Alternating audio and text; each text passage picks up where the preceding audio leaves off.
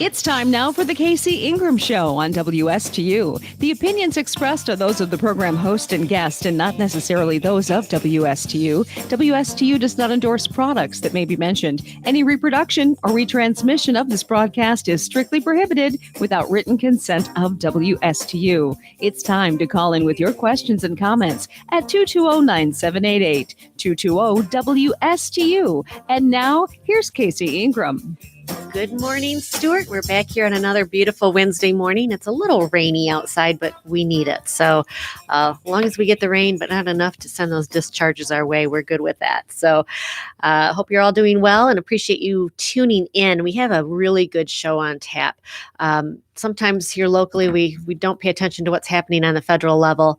And there's a bill that it's already passed the House. It's now sitting in the Senate, and it's called For the People's Act of 2021, H.R. 1.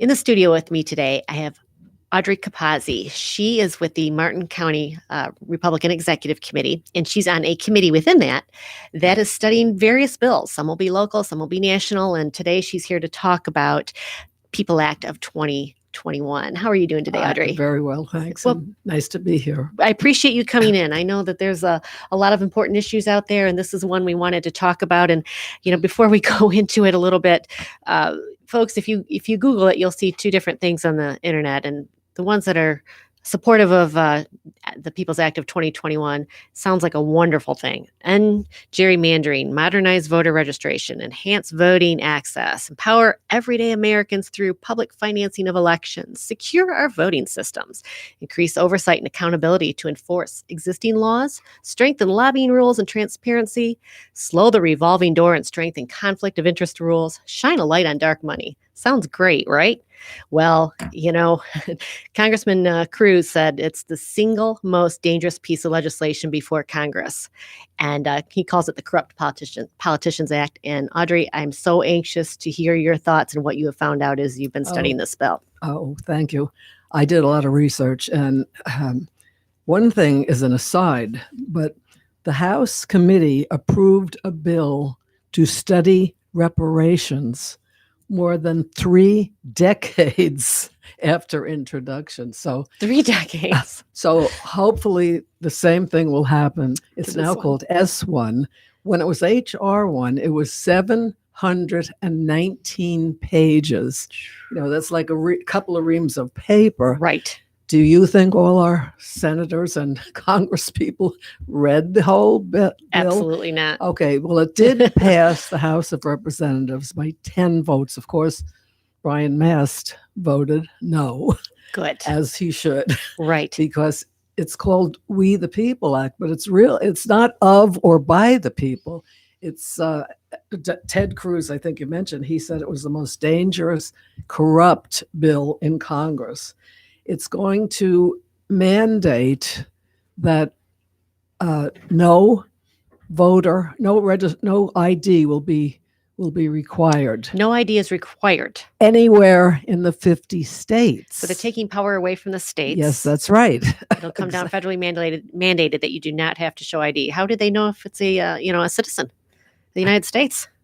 Right? I'm sorry. How would they know if it's a citizen of the United States coming in to vote if you don't mandate the problem. ID? They won't know, and that's the goal of this bill, because as it stands now, if the bill passes, anyone who applies for, say, Obamacare, a driver's license, Medicaid,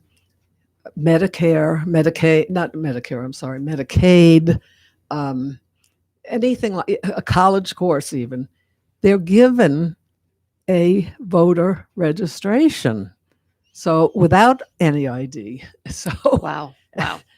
Anybody will be voting. And that's what the Democrats want, because most of the people that are coming in here illegally, they're going to vote Democrat. So it will enhance the Democrat Party, and there'll never be another Republican president elected. Well, Audrey, just think as well right now that our southern border is absolutely open. People are just flocking in, and that happened with the change of administration.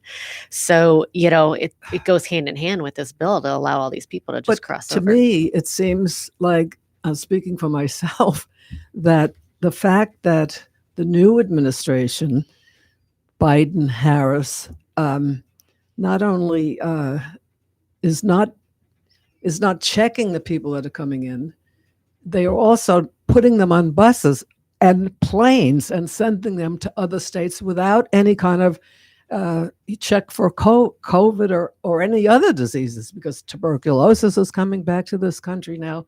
Whooping cough is coming back. These things have been wiped out years ago.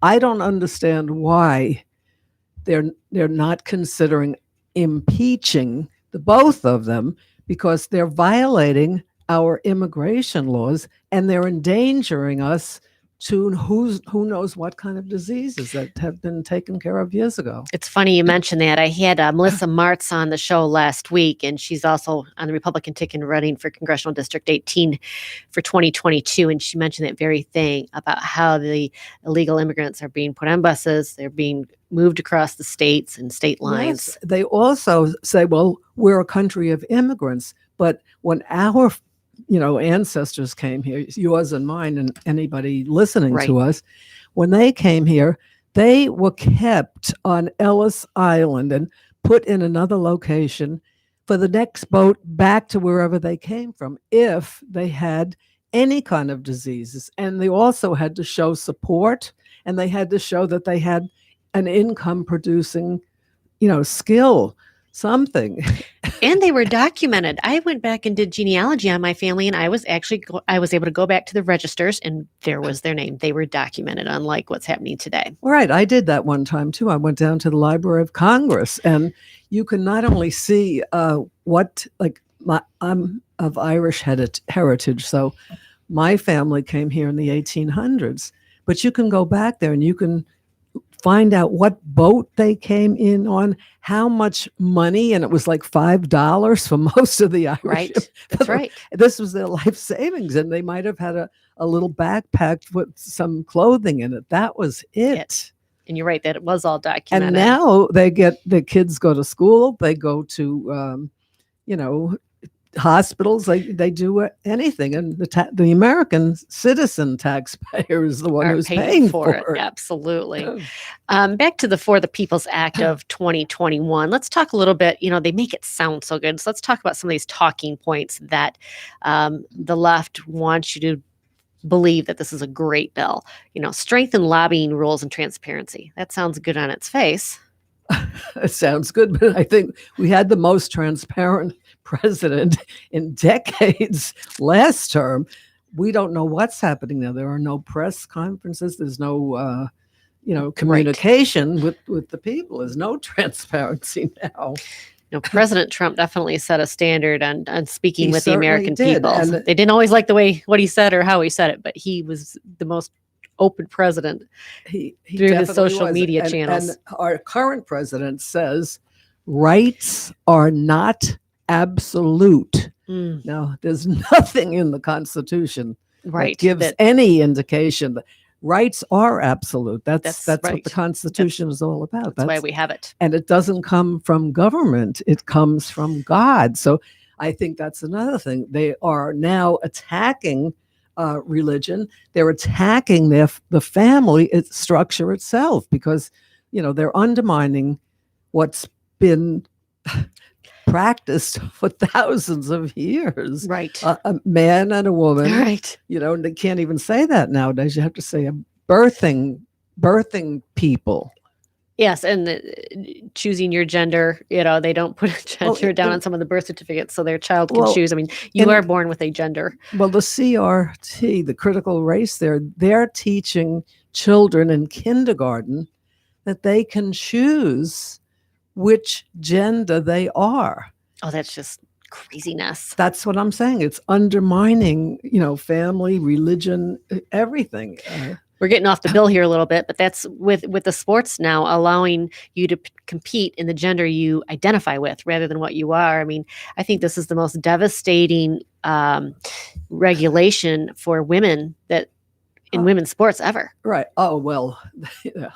Okay, but at least in this state, that's not going to occur. They passed. No, not in Florida. But I never thought we'd even be having the discussion that we'd be deciding if you identify, you could actually be a boy competing against women just because you say exactly. identify as a woman. I never thought we'd have that discussion. And here it's actually It's anti an executive order for the because president of the United States. when you look at the animals, the horses, the cows, the chickens, right. they only have two genders. That's right.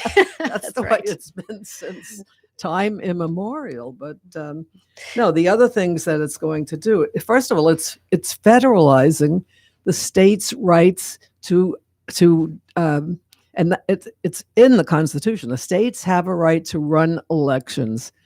This is taking it away from them. It's weaponizing the entire Democrat Party. They're going to be in control forever. They're trying to federalize elections to a degree without precedent in American history, and they also are including campaigns. Your tax dollar will be given to a candidate that you stand at complete ends from. That's very important. Again, we're speaking here with Audrey Capazzi. She's with the Martin County Republican Executive Committee studying different bills. Today, we're talking about the For the People Act of 2021. And what you just said, I think, is the real big takeaway here. They're taking decisions and power away from the states, from the locals. Some of the items in this bill are clearly unconstitutional, and there will be lawsuits if the bill passes. By the way, it's now S1, and when it was HR1, it passed the House of Representatives by 10 votes, but it was only 719 pages. Now it's up to 817. So it's expanded. Pages. It's expanded. Typical government. It's like a dream come true for the Democrat Party. And really, it's not just the Democrat Party. It's the people within that party that are pushing for socialism. It's if you look at the Marxist plan to take over a government, this bill covers it in order. What are the most alarming things you've seen in this bill? We've talked about okay, one thing, they're going to have same-day registration on election day. So, okay, that doesn't sound like much. I did happen to work for the elections last year.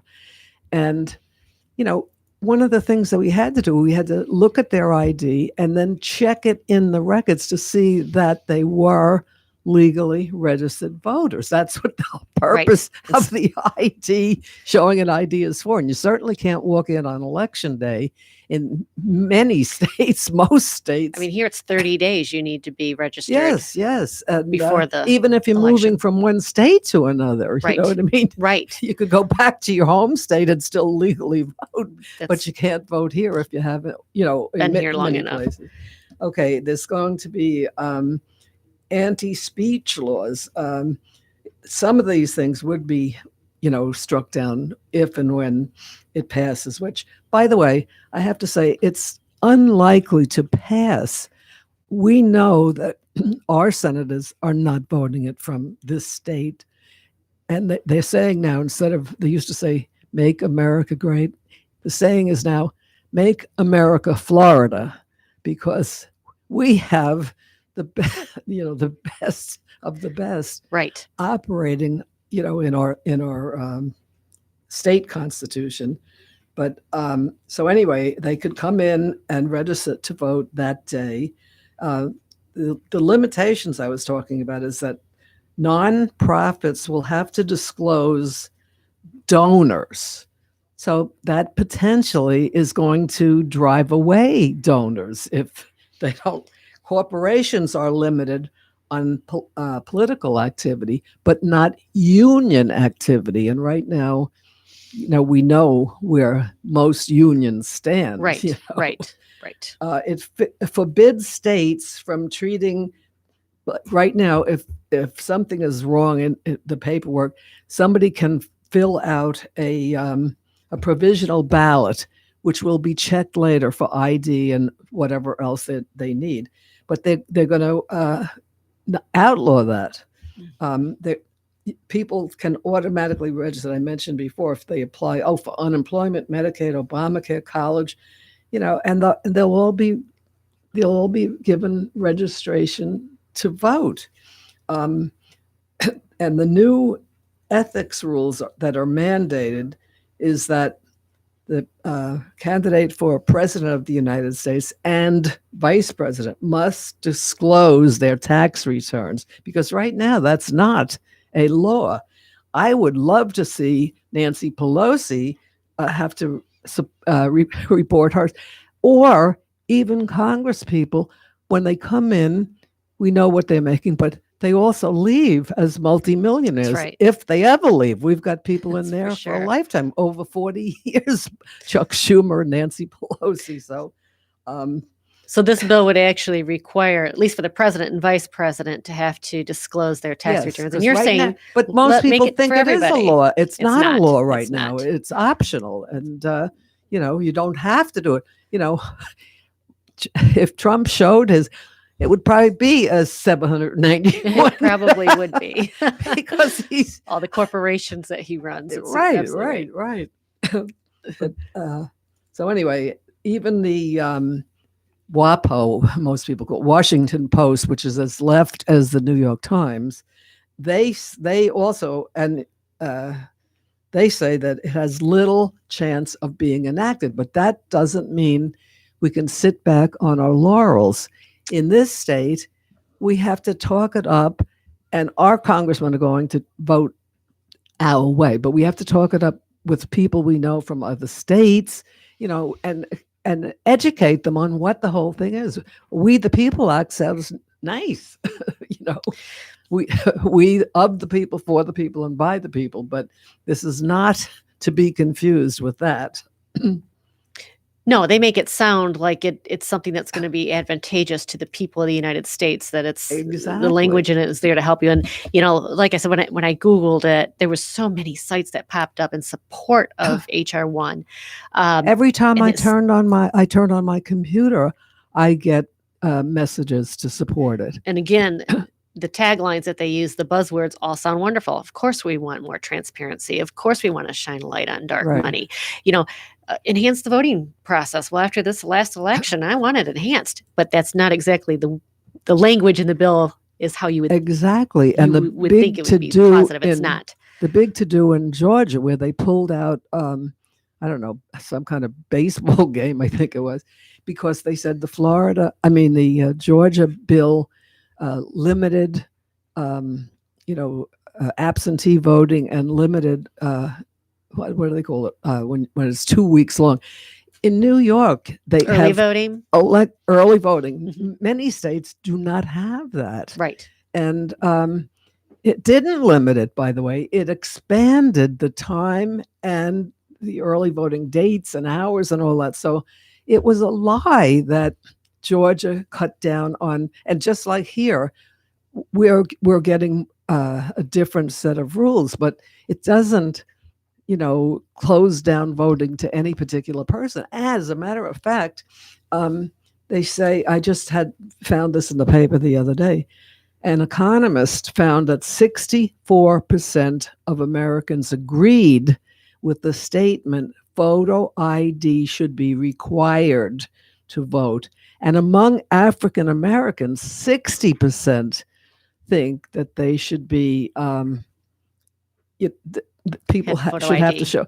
So, and a lot of African Americans are taking insult by the fact that many Democrats are saying these people cannot get ID.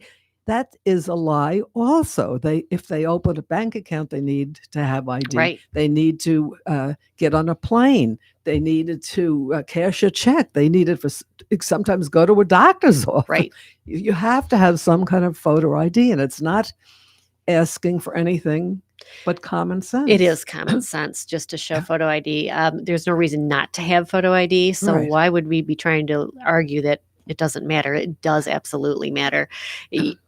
Part of it too, Audrey, I feel that it's important that we have a voting system that we can trust. And if it means that I know everybody has to show their photo ID, I trust that system more. Right. And not only that, if you were doing early voting, I think the new law in Florida regulates that they can't have it like mailbox style. They can't have it outside and people could come in and put things in. It has to be a manned ballot or Right. whatever you're inserting your ballot into. And that's also unreasonable. And voting by mail, I mean, that is so open to, Fraud that could happen. fraud Mhm. and destroying votes of people that you don't support. I mean, Right. it's insane to even consider that. And it is interesting too. I know here in Florida they were trying to complain that the governor was limiting people's ability to vote by restricting the amount of early voting days. And I'm from Michigan, and there it may have changed now. It's I've been here over a decade, but at the time when I moved here, it was one day you voted. There was no early voting. That's why in New York So it is. if you go There's from no early right. voting there's no early voting in the state that President Biden resides Isn't that in. something? So a state that has it maybe wants to limit a couple days. All of a sudden, everybody's screaming, "Oh, you're biased and trying to stop people from voting." Not true. In New York, you can get an absentee ballot if you are incapacitated, if you're in the hospital, even if you're on vacation and you have, or if you, there was another reason. Well, if you're sick or whatever, but you can get an absentee ballot, but they're not distributed. Right. There's extenuating circumstances where an absentee Yes, ballot you have makes to have a sense. reason. Right. There's no absentee ballot without A reason. reason for it. Again, I'm here with Audrey Capazzi. She's with the Martin County Republican Executive Committee, and we're talking about For the People's Act of 2021. It was HR 1. It's now in the Senate, so it's Senate Bill 1. And again, Ted Cruz, he's a good one if you want to have an idea about what some of our conservative elected officials are thinking. It's the single most dangerous piece of legislation before Congress. It's the number one bill. It's not about COVID. It's not about vaccinations. It's not about getting people back to work. It's not about getting kids back to school. It is about ensuring that Democrats remain in power and control for the next 100 years. It's a radical bill. That's correct. It's a partisan assault on American democracy. And Audrey, I appreciate you coming in here today to let us know. Again, I think one of the eye-opening things you said is it's taking control away from the states. All of a sudden, now we're going to have how the states set up voting regulated by the federal government. And it's going to determine then, again, the picture ID, photo ID. We're not going to have a say in it anymore. It's going to be the federal government saying whether or not. That's right. And of course, in the legislation, they don't want to have photo ID. No. So our job is to spread the word to people we know, to people from other states, just spread the word. This is an assault on our rights and our American democracy. And I have to say, looking on the internet, if you just are out there Googling this bill, and I think that's really a good thing to do. Everybody needs to read this bill.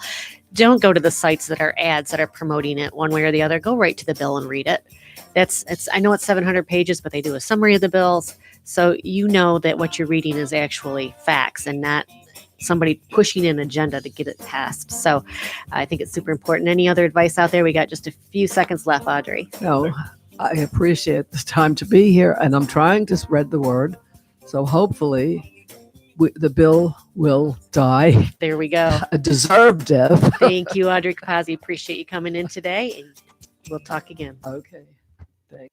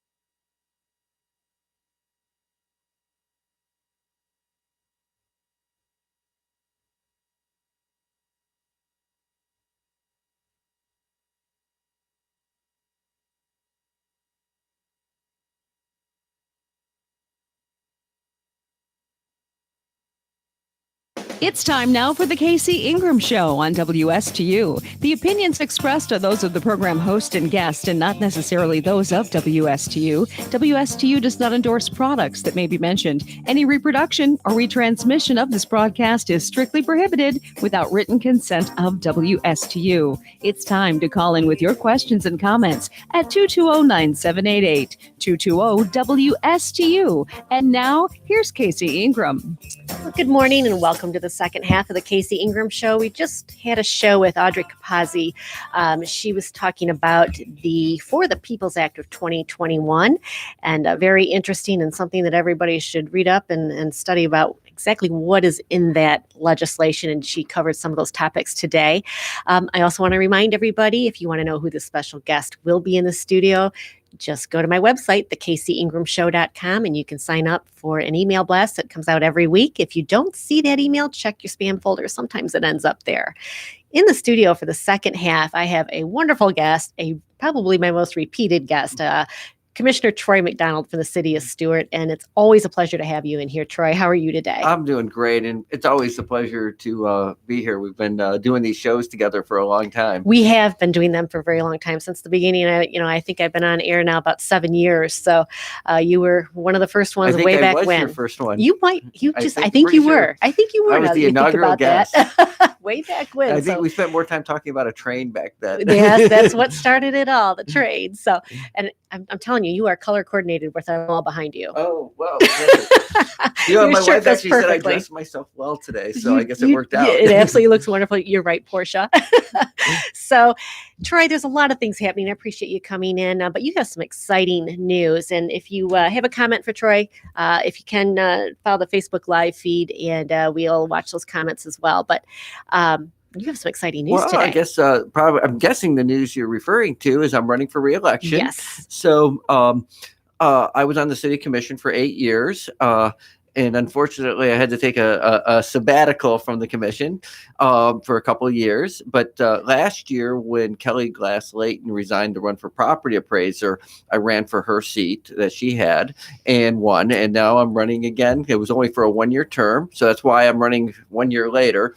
And it's kind of interesting because not only did I serve a 1-year term, but because of a change in the length of terms and adding term limits that were put on by the charter on the ballot by the Charter Review Committee last year, I will actually be serving a 3-year term this year, because they're working on staggering because they've changed the terms to 4 years. So the commissioners who have election in 2021, their term will be a 4-year term now. Okay. But because of the staggering, it's actually the first one is a 3-year term. For you, because of the special election for Kelly Glass-Layton's seat. Yeah, so this well, actually not even because of that. It would have been, and even if Kelly was to her term this year, if she would have ran and been reelected, would have been a 3-year term. It would be a 3-year term. Yes. Okay. And that is interesting. Okay. Yeah, because they were 2-year terms being extended to 4, and so that they would be on the odd year. So we also wanted them on even years, not on the odd year. Okay. So that it could coincide with the normal election, the primary in August of the even years. So do your term limits now, does that impact because you had served before, or does it start from this election? It actually starts from this election for not only me, but for all of the commissioners. And it's a 12-year term limit. Good for you. That's very good news. So it's kind of exciting changes. And you said you did take a little sabbatical, but I think that also helped you. As you talked about before in previous shows, you viewed the commission differently because you weren't on it anymore. You were looking at it again as a citizen and the decisions and how they're impacting everybody. You still feel that way? I do.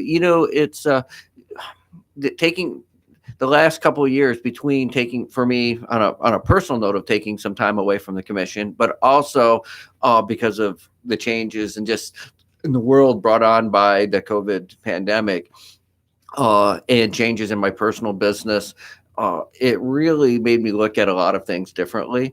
And I think it's important that we all sit back and reflect.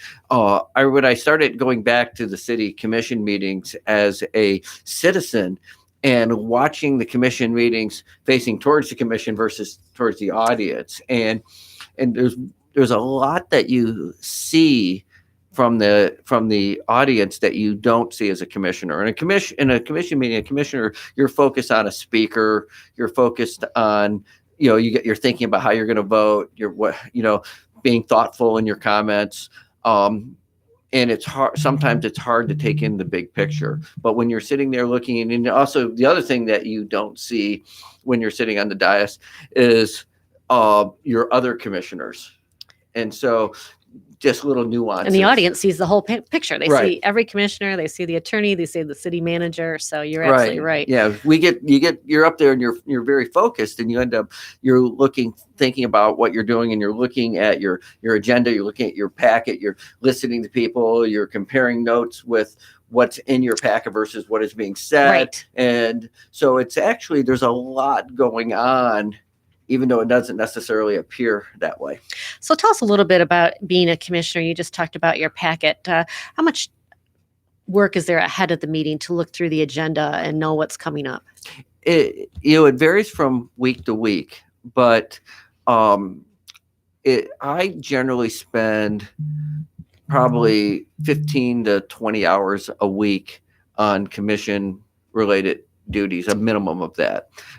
There's reading the packets when they come up, the agenda packages. There is meeting with constituents, there's meeting with applicants, there's meeting with staff. So there's a lot of meetings, a lot of communication with different people, either verbally, email, text message, whatever it is, however we communicate now. Right. And trying to get an understanding of things. But in addition to being on the city commission, once you get elected to the city commission or a county commission, you get appointed to other boards. And so I also serve on the business development board, Okay. which is of Martin County, which is tasked with creating jobs, bringing economic development to not only the city of Stuart, but to Martin County as a whole. And then I'm also on the Martin County Metropolitan Planning Organization, which programs all of the transportation projects countywide. Okay. So you're very busy as a commissioner. Very busy. And there's The a lot of work. MPO can take up hours of time, just that board. Just one itself. committee or one board. And I don't think people realize that when you're a commissioner, it's more than just that bi-monthly weekend or meetings. I mean, Oh, no. you know. In fact, just last night was a business development board function. One of the things that I actually spearheaded, we have a program that we've had for several years called the Business Accelerator Program to help entrepreneurs of small businesses go in and teach them a few things in order to make them better business people, make them better entrepreneurs, and help them expand and grow your business, because the vast majority of new jobs comes from small business. Right. So after talking with for example, Jimmy Smith with the NAACP and some other folks, we realized that there was a group of young entrepreneurs, primarily young, but all age entrepreneurs that were out there getting started, but they were in like the side hustle. Well, the one person business, they're running a car detailing business, but they still have another job, and they're trying to figure out how to get this micro business of just themselves to that next level where they can transition and just work on the business and not be employed. Right, exactly. And so we put together a kind of a precursor to the BAP program, where it's a side hustle to main gig. Okay. We partnered with the NAACP. We partnered with the city of Stuart, the BDB did, and we graduated our first class of, I think, 15 people last night. Wonderful. And so they're all young entrepreneurs. They're out there ready, trying to move their businesses to the next level. And it's rather exciting. So, Troy, how do people find out about this program, and does it cost anything to go through it? I believe there was, I don't believe there was a cost, or if it was minimal, maybe $25. It was very, but through the Business Development Board, bdbmc.org is the website. Okay. And how long is the course or? I think it was program? about 6 or 8 weeks. 6 or 8 weeks. Yeah. Okay. And I'm sure there's more to find out there, how many hours a week that would be. And yeah, I think it was like 1 or 2 nights a week. Okay. And we're partnered with the other partner in this adventure is the Small Business Development Center with IRSC. Okay. And so they're providing the educational staff and it's really a great program. Then they bring in business leaders from the community to talk and assist with giving them real life examples. Well, these are wonderful programs, and I'm glad you're sharing them with us. I didn't even realize they were out there myself. Troy, you were reelected last August, right in the middle of COVID. So what did you see, and what, hurdles did you see for the city as you were being elected and put back into a commissioner seat in such a huge pandemic? Well, my first concern was, and thankfully it has not come to fruition, was the budget. We just had no idea how we were going to be financially. But between the real estate market going berserk, boom, boom, boom, and Florida being a free and open state, yes, sales tax revenues, business, we haven't had them. We've had businesses opening, not failing. So right. There's, and as with anything, there's been winners and losers. And I know there have been a few businesses that did not survive. And that's really unfortunate. But at the same time, we've also have new businesses, new restaurants are opening. Right on City of Stewart property, Hudson's on the River is being built right now. And that's going to be a brand new restaurant being built during the middle of a pandemic. That's where Pelican Cafe was. Pelican Cafe was. Right. So, and the owner of that is putting a lot of money into that facility to make it a first-class facility. So, I think the real impact from a governmental point of view is access, and now that mask mandates are being lifted, but when you came in, everybody had to wear a mask. Everybody's doors are right. locked. People are working remotely, and government does provide customer service. We are, as the residents, we are the customers of the government, and customer service it has been challenged not only in government but in private business, and we're getting back to normal. People are getting back to used to be dealing with people. The people are shaking hands again. People are hugging again. People are right. talking again. Right. We still have partitions up. And I understand the partitions, and I actually am fine with them from a public health point of view, but I can't wait till they're gone. Right. Because as we, I think that personal interactions are always better than cold email. In Zoom is great, but it's not the same thing as being in the same room and feeling the presence of the person you're communicating I couldn't with. agree with you more, Commissioner McDonald. And same thing for the kids going to school. I thought it was really tough on them when they can't be around their peers. And I'm sorry, but you just can't replace You can't replace it. And I don't teaching. I don't have children. I've kind of just stayed out. I always try to stay out of the fray of education because I don't know enough about it. But I can't imagine how, especially students that struggle with education. Right. I was one who struggled in school. I can't imagine trying to get through high school or grade school without that really good teacher sitting there or being able to pull you aside. Just give you that little piece of attention that all it takes to make a difference in something. Right. You're 100% right.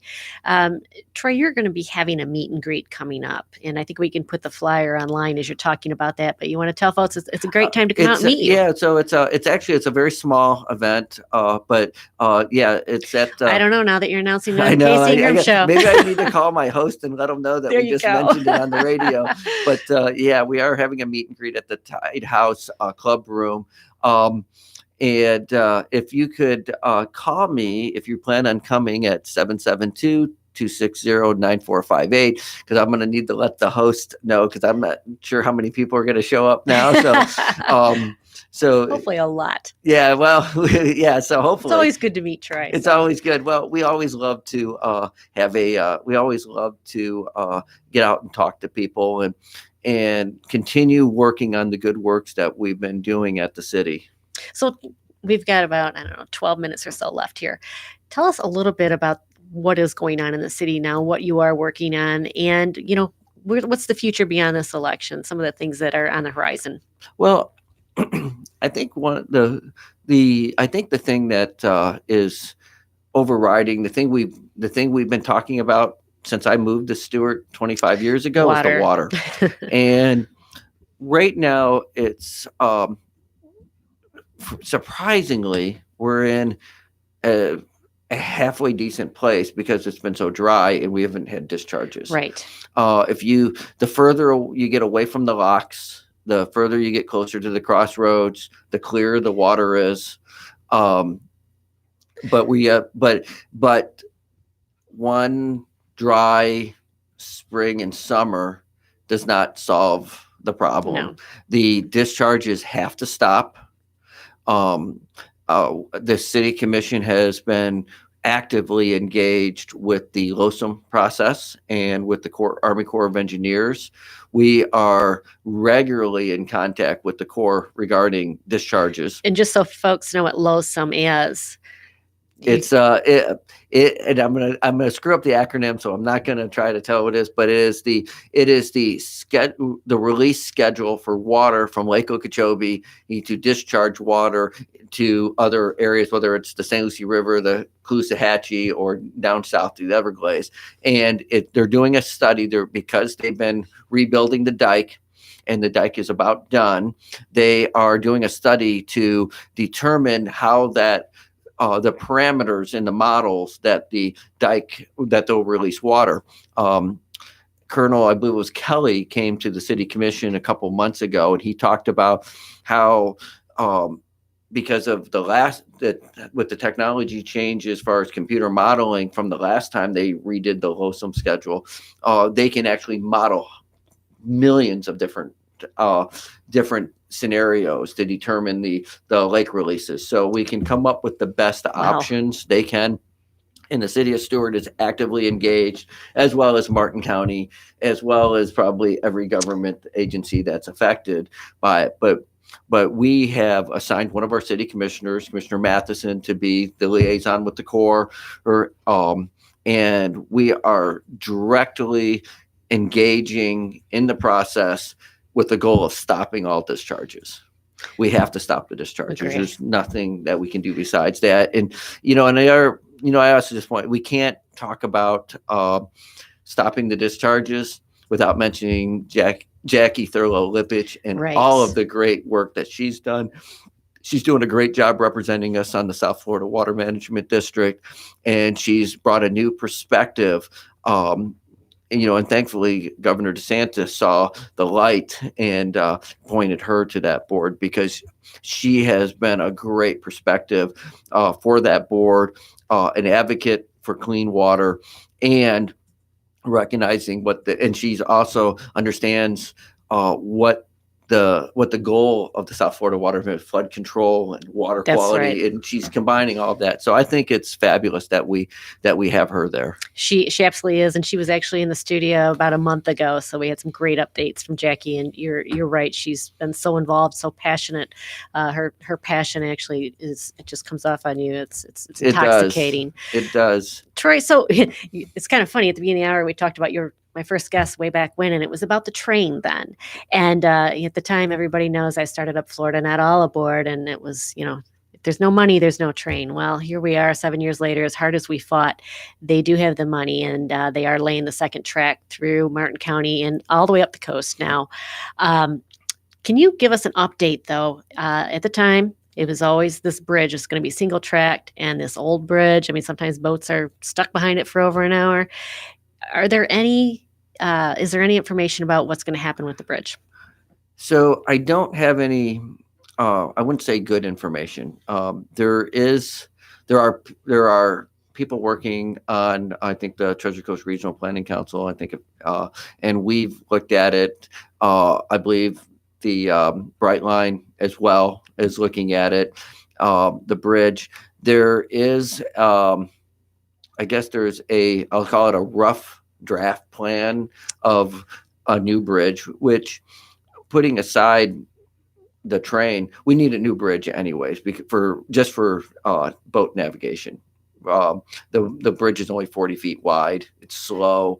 The bridge opening, I should say, is only 40 feet wide. Right. So with the larger boats coming across the Okeechobee waterway, and with some of the super yacht facilities that's going into Fort Pierce, and I think we're going to see some activity maybe at the old outboard marine facility regarding larger boats. And the currents through there are really tremendous. If you Yeah, have some it's- larger boats and you've ever went through that bridge, you know it's not an easy thing to navigate if you have two large boats coming Yeah, through. and I've seen, I watched a 225-foot yacht go through with only like 2 feet clearance on each side, or a foot Right. clearance. So And you see the bridge get hit now and again, and that's why those barges have to go through there. Mhm. So it's possible they'll widen. yeah, it would go. I think I understand that if they do a new bridge, it would go to 80 feet wide. Okay. So okay. there's a navigational nexus, and so there's working on it. I think the biggest challenge is it's very, very expensive. I understand well over $100 million project. Well, when the train started out, I think it was supposed to be 1.2 billion. I know it's well over 4 billion now. So, it seems like money is no object, I guess. It seems like it. It's they're building tracks. There's still a discussion about a station somewhere along the Treasure Coast. Right. That has not been determined where. I think that from a community benefit, a station is probably the only way that you get a community benefit from the train. Well, I think there's a good chance it'll end up here in Martin County. I know everybody's trying to decide where, but the Martin County Commission agreed to pay for half of that station. So Right. that did not happen in St. Lucie County. So I think there's a good chance. I mean, we'll pay for half of it. Why would you turn that away? I would assume. We'll see. Time will tell. What about the bridge? It's single tracked. Is there any discussion of somehow making that double track so it's not a choke point? That's part of a new bridge plan, from what I understand. Okay. And interestingly enough, the liaison they had with government, Rusty Roberts, is no longer with Brightline, from what I understand. So we don't I even didn't have. know that. Yeah, I found that out a little while ago. We've had many, as you probably had many conversations. Yes. Oh, yes. probably tense at times. No Rusty. Yep. No Rusty. I will pretty say well. this about Rusty: he has the thickest skin of any man I've ever met. You needed to be in his job. Yeah, so he actually, I liked Rusty. We disagreed with him on a lot of things, Right. but he was, I'll give him credit for credit. Having a is due. thick skin. Yeah, thick skin. Okay. And And one other question about the train, and we didn't even say we were going to talk about this, Yeah. but obviously with what I've worked on in the past, I'm very curious. The train bridge, you could only go so high because the Roosevelt Bridge goes over the tracks, and the freight trains can be double stacked. There can be two containers on Right. there, so it's got to be low enough that it can still go under the Roosevelt Bridge. So what's the discussion on the height of the bridge? I mean, how large of a boat can get under there when it's done? Apparently one of the things that they've talked about is double tracking the bridge. And I'm probably going to get this wrong, so I'm going to preface this. This is what I've been told by a third party. Okay, so this is hearsay at this point. But Yeah, we'll hearsay see. is that one track that, because they could actually do one track lower and one track higher, and the track that's because they're going to use the kind of bridge that goes, and I'm using this as we're on the radio, using kind of bridge that doesn't raise like a normal drawbridge, but the whole track just gets lifted straight up. Okay. That they could have one track higher that would be for the passenger rail, and one track. Now the passenger rail could use either one. If Okay. two passenger trains were coming at the same time, they could have it down. So then they could have the freight train one raised up, only put that down when the freight train is coming. Okay. And then have a higher one for the passenger rail, because they don't need that approach and they don't need the height. Right. The freight trains can only go, I think that's on a 3% Right. grade. So And if you've been to Cocoa and you saw how they're getting across I-95, they're actually taking tunnel, the train. right? No, I think they're taking it over the highway. you may be right. They're putting a tunnel in somewhere up there. It may not be Cocoa. I understand there's two tunnels that go underneath 528 back and forth. Okay. That might But be what I'm thinking of. it appears, from what it looked like to me when I drove up past there for something else recently, that they're going over I-95.